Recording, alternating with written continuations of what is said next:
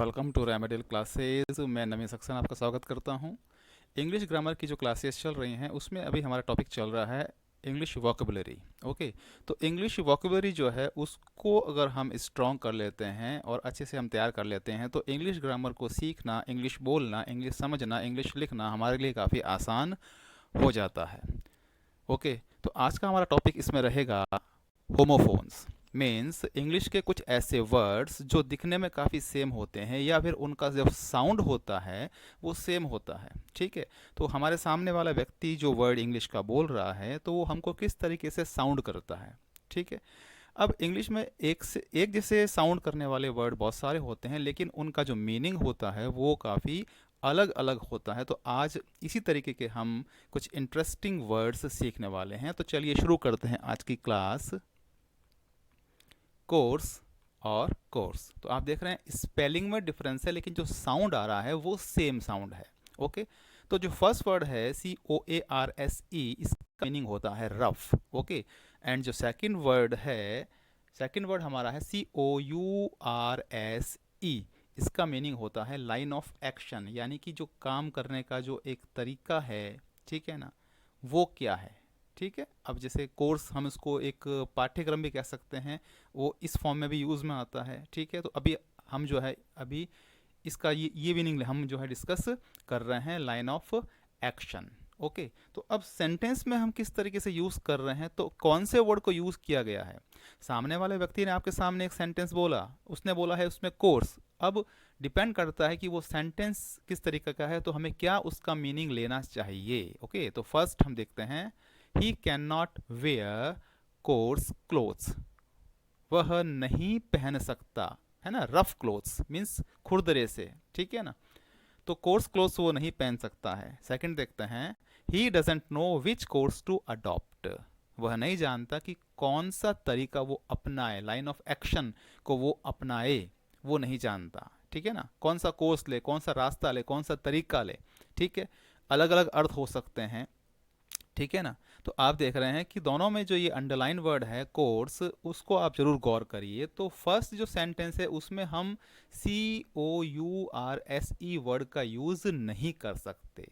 Sound तो same आएगा लेकिन वो स्पेलिंग थोड़ी यूज़ आएगी वहाँ पे। ओके, तो ये हमको डिफरेंस समझना है। तो अगर हम इनके मीनिंग्स को समझ लेंगे तो हम ये भी समझ पाएंगे कि सामने वाला जो पर्सन जो वर्ड बोल रहा है, स्पेल कर रहा है, तो उस वो कौन सा होना चाहिए। ओके, नेक्स्ट देखते हैं, सीज और सीज, साउंड सेम है, स्पेलिंग में डिफरेंस है। ठीक है, अब ये जो वर्ड हो सकते हैं कि नाउन भी हो सकते हैं, वर्ब्स भी हो सकती हैं। ठीक है, ये एडजेक्टिव्स भी हो सकते हैं, कुछ भी हो सकते हैं।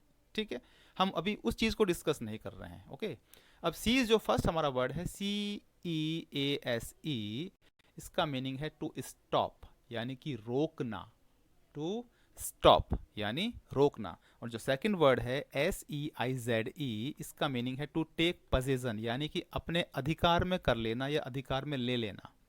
ठीक है, अपने अधिकार में ले लेना। सेंटेंस देखते हैं किस तरीके से बनेगा तो हमें उसका मीनिंग भी क्लियर हो जाएगा। रेनफॉल हैज़ सीज्ड, ठीक है ना, बरसात जो है वो बंद हो चुकी है। ठीक है, तो अंडरलाइन वर्ड को देखिए, हैज़ सीज्ड, तो यहाँ पर हमने इसकी थर्ड फॉर्म को यूज़ कर लिया है। ठीक है ना, तो यहां पर अगर हम सेकंड वाली जो स्पेलिंग है उसको यूज नहीं कर सकते। ठीक है, स्टोलन ऑर्नामेंट्स वर सीज्ड।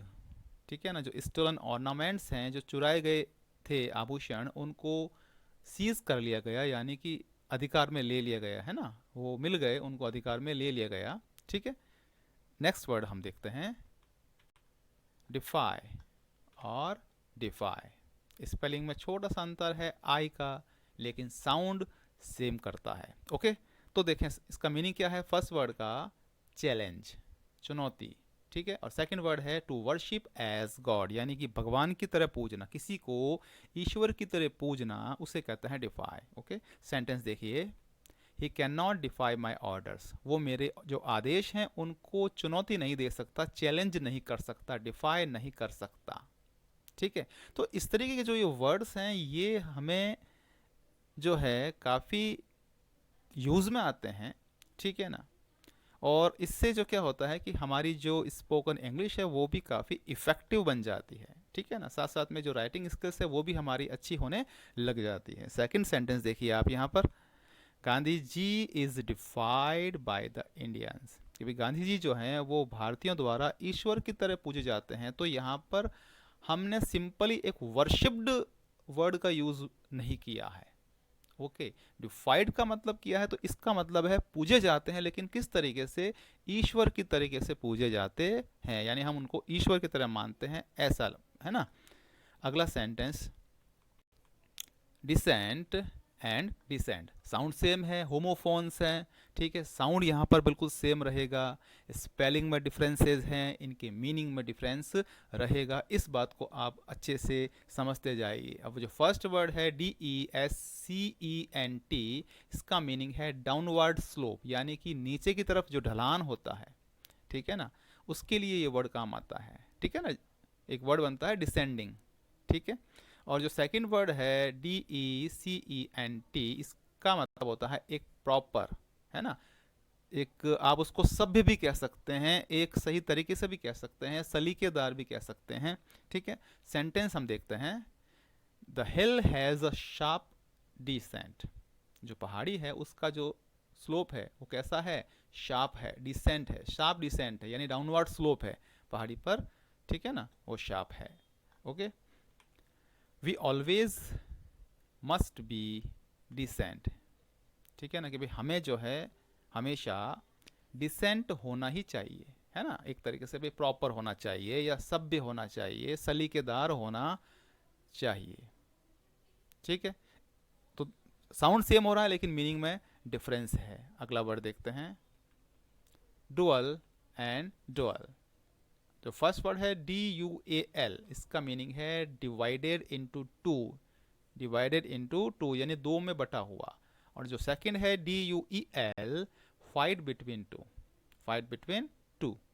तो सेंटेंस में किस तरीके से यूज होगा, the training airplane has dual controls, ठीक है ना, जो ट्रेनिंग एयरप्लेन है उसमें क्या है, दोहरे कंट्रोल हैं, डुअल कंट्रोल हैं, ठीक है ना, जैसे हमारे फ़ोन के अंदर डुअल सिम होता है, ठीक है ना, डबल मीन्स, ठीक है।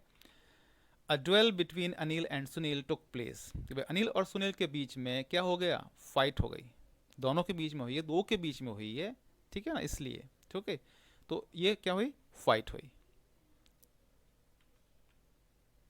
एमिनेंट एंड इमिनेंट, ठीक है, ऑलमोस्ट साउंड सेम करता है। तो इमिनेंट का मतलब है फेमस, एंड इमिनेंट का मतलब है अबाउट टू हैपन, यानी कि जो घटित होने वाला है या होने वाला है। सेंटेंस देखिए, Einstein was an eminent scientist, एक फेमस साइंटिस्ट थे, ठीक है।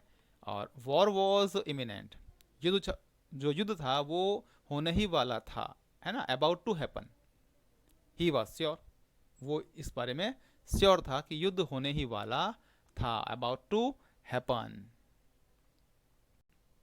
इरप्शन एंड इरप्शन, इरप्शन का मतलब होता है बर्स्टिंग अप, यानी ऊपर की तरफ फूट पड़ना, और इरप्शन का मतलब होता है सडन इन्वेजन, यानी अचानक से कोई हमला हो जाए, है ना, घुसपैठ हो सकती है, हमला हो सकता है, ठीक है।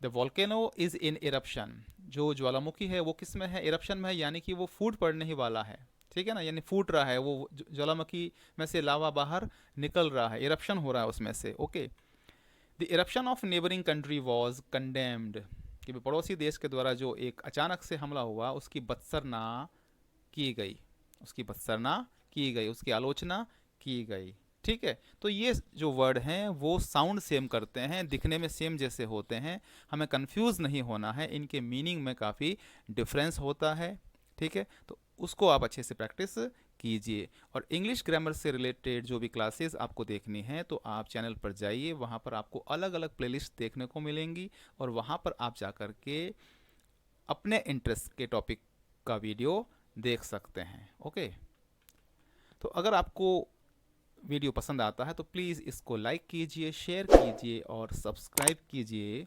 Remedial classes bye Naveen Saxena. Thank you very much.